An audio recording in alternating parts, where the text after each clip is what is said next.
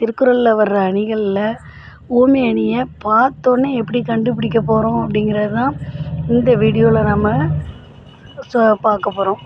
போல அற்று அப்படின்னு வந்தால் அது ஊமை அணி. நம்ம அதை ஒரு எடுத்துக்காட்டோடு இப்போ பார்ப்போம். வேலோடு நின்றான் இடுவென்றது போலும் கோலோடு நின்றான் இரவு. இதில் போலுங்கிற வார்த்தை ஊமை அணி. ஊமை அணிங்கிறதுனால ஓம உருபு, இதனால் ஊமை அணி. சொல்ல அடுத்த எடுத்துக்காட்டை பார்ப்போம். சொல்ல பயன்படுவார் சான்றோர் கரும்பு போல் கொல்ல பயன்படும் கீழ். இதுலேயும் போலுன்னு வந்திருக்கா. அப்போ இதுவும் ஊமை அணி.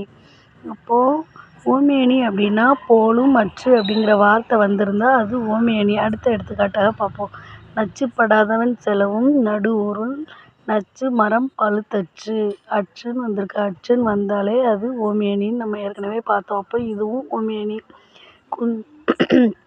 அடுத்த எடுத்துக்காட்டு. குன்றேறி யானைப்போர் கண்டச்சால் தன் கை தொஞ்சாட்டுவார் செய்வான் வினை. இதுலேயும் அற்றுன்னு வந்திருக்கு. அப்போ இதுவும் ஊமை அணி. அப்போ போல அற்றுன்னு வந்தால் நம்ம கண்ணை மூடிக்கிட்டு ஊமை அணி அப்படிங்கிற ஆன்சரை நம்ம குறிச்சிடலாம்.